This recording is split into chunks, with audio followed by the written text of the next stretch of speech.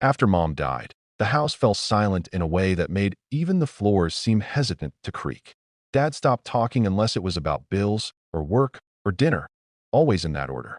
I was 17 then, and even though I told myself I was fine, I knew the silence was doing something to me. Something quiet and slow, like erosion. Then Lila arrived. She was 32, I think. Barely 10 years older than me, with a voice like soft jazz and eyes that always seemed to be holding back a private joke. Dad met her on a work retreat. A year later, she became my stepmother. At first, I didn't know what to make of her. She tried too hard, asking about school, making my favorite meals, complimenting things I didn't even notice about myself. Most women like her didn't look twice at someone like me. But Lila noticed everything. I caught her watching me once while I was reading in the living room. I looked up, and she didn't flinch, just smiled like she was seeing something familiar. "You've got your mother's stillness," she said. "It's rare." That threw me.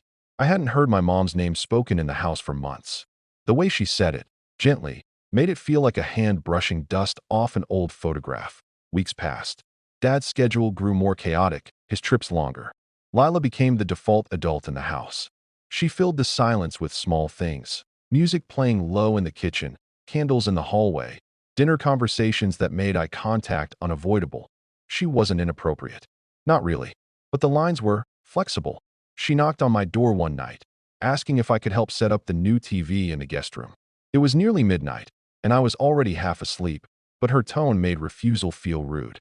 I followed her down the hallway, barefoot, the floor cool beneath us. She sat on the edge of the guest bed while I fumbled with HDMI cables. "You're good at fixing things," she said softly. "Your dad's more of a delegate and forget type." I laughed nervously. Guess someone's got to keep the place from falling apart. Her eyes didn't leave mine. Exactly. We didn't speak much after that. She said goodnight, her hand brushing my arm just a second too long. I told myself it was nothing. But that night, I couldn't sleep. Her perfume lingered on my shirt, and my thoughts twisted into shapes I wasn't proud of. I started locking my door after that. Not because I was scared, just because I wasn't sure what I'd do if she knocked again. And yet, part of me wondered if she would, certainly. Here is section 2. Lines start to blur. A continuation that deepens the emotional tension and sharpens the central conflict. Word count, 499 words. Section 2. Lines start to blur. Lila didn't knock again. Not for a while. But her presence grew heavier, like perfume that clings even after the wearer has left the room. She shifted in subtle ways. Less makeup in the mornings, oversized shirts that fell off one shoulder, hair undone like she'd just woken up, even if it was 3 in the afternoon. She stopped asking about school and started asking about me. What I dreamed about. Whether I ever felt out of place here. I told her the truth. All the time. She smiled, but it was tinged with something unspoken. "Me too," she whispered, almost as if it slipped out. That night, Dad called from his hotel in Chicago. Lila answered, pacing slowly across the kitchen while I watched from the hallway. "Yes, I'm fine," she said. "No, he's not bothering me. Actually, he's been helpful. Really helpful." I didn't know if she meant me. I didn't ask. But the way her eyes flicked toward me as she spoke made it hard to think otherwise. The next evening, she was in the living room when I came downstairs. A record played softly, something old and slow. She patted the cushion next to her. "Sit." She said that we talked about movies. Then music. Then somehow regret. She told me she used to dance. Wanted to teach ballet before she got married the first time. But life has a funny way of rerouting your passion into paperwork. She said that. I nodded, unsure how to respond. I didn't really know her story, but I was starting to feel like part of it. Her hand brushed mine when I reached for the remote. Neither of us pulled away. It wasn't bold or sudden. It was measured, intentional. I got up before anything else could happen. Said I had homework. She didn't stop me, but I felt her eyes following me all the way up the stairs. I told myself I was imagining things. That I was being arrogant to think someone like her could see me that way. But denial only works until evidence piles up. A few days later, the power flickered during a storm. She knocked on my door, not late, not unusual, but something in her voice was softer than before. "I can't sleep with all that wind. Do you mind if I sit in here for a bit?" I hesitated, then opened the door.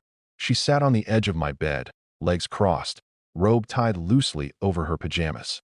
She didn't say much, just sat there, quietly, like being close to someone was enough. 10 minutes passed.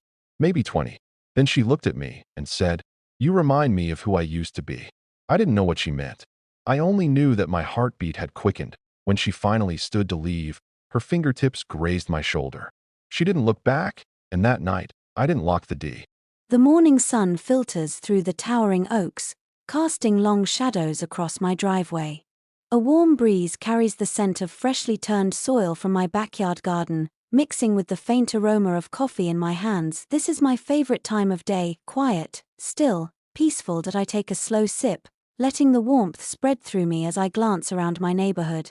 The houses here all look the same, sprawling beige monstrosities with white trim, each one desperately trying to outdo the other with manicured lawns and pretentious water features.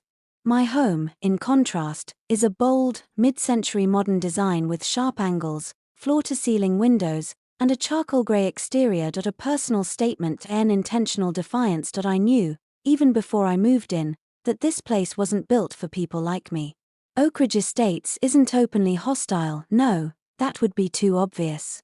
Instead, it's a carefully curated community where certain homeowners receive warm welcome baskets, while others, like me, get reminders about HOA regulations within the first week. At first, I ignored them, the letters, the sideways glances, the accidental mix-ups with my mail. I've dealt with this kind of passive-aggressive nonsense before, but lately, something feels different. I sense it before I see it, that familiar prickling sensation at the back of my neck. I turn my head just in time to catch a glimpse of movement across the street. There she is, Karen Whitmore, HOA president, gatekeeper of neighborhood standards. She stands in her pristine driveway, dressed in an expensive-looking athleisure set, clutching her ever-present clipboard like a scepter. Her face is pulled into that signature tight-lipped smile, the kind that doesn't reach her eyes. She's been watching me for weeks now. At first, it was subtle. A lingering glance here, a whispered conversation with another neighbor there. But lately, the scrutiny has become more brazen. Last week, she actually had the nerve to walk up my driveway and run her fingers along the siding of my house, as if inspecting it. I stood right there on my porch, watching, waiting for her to acknowledge me. She never did. Instead, she left a notice of violation tucked into my mailbox. Your home's exterior color does not align with the HOA's approved palette. A warning. A message translation? You don't belong here. I exhale slowly, setting my coffee down on the porch railing. Across the street, Karen taps something into her phone before turning on her heel and striding back into her house. And my gut tells me this isn't over. And I've learned to trust my gut. Something is coming, and Karen has no idea who she's messing with. This establishes the setting, foreshadows the conflict, and introduces the racial dynamics without being overt just yet. It also gives the protagonist a strong, quiet confidence, setting up the eventual confrontation. The first sign that something is wrong comes in the form of silence. A strange, deliberate silence in a neighborhood where morning routines are practically synchronized, dog walkers pacing the sidewalks, joggers nodding as they pass, sprinklers hissing in unison. There's an absence that prickles against my skin. People aren't looking at me today. No polite nods. No forced smiles. Instead, they avoid eye contact entirely, suddenly too busy checking their mail or adjusting their porch decor to acknowledge me. I set down my coffee, my fingers tightening around the railing. Something happened. Then I see it. A bright orange notice of violation taped to my front door. I rip it off, scanning the text. Violation. Unsightly property or residence does not meet the aesthetic standards of Oakridge Estates. I let out a slow, disbelieving exhale. Unsightly? I murmur, looking up at my home. There's nothing unsightly about it. Every inch of my house was designed with purpose, from the smooth stone accents to the minimalist landscaping. This isn't some rundown shack, it's an architectural statement. I glance across the street. Karen Whitmore stands on her pristine porch, phone in hand, watching. I lift the notice slightly, tilting it toward her. Her smile doesn't falter. Instead, she types something on her phone. A second later, my email pings. I pull out my phone. Another message from the HOA, another complaint. This one claims my landscaping is inconsistent with the community's vision. Community's vision? I look at the identical lawns lining the street, each one boasting the same neatly trimmed hedges and overpriced flower beds. I'd intentionally chosen native plants for my garden, sustainable, low maintenance, and resistant to the state's brutal summers. But that's not the real issue, is it? No, this isn't about aesthetics. This is about control. I turn my gaze back to Karen. She's still watching, waiting for me to fold, to apologize, to conform. I don't. Instead, I step off my porch, cross the street, and stop right in front of her perfectly curated flower beds. She stiffens, but her smile stays in place. "Good morning," she says, her tone dripping with forced politeness. I hold up the notice. "This yours?"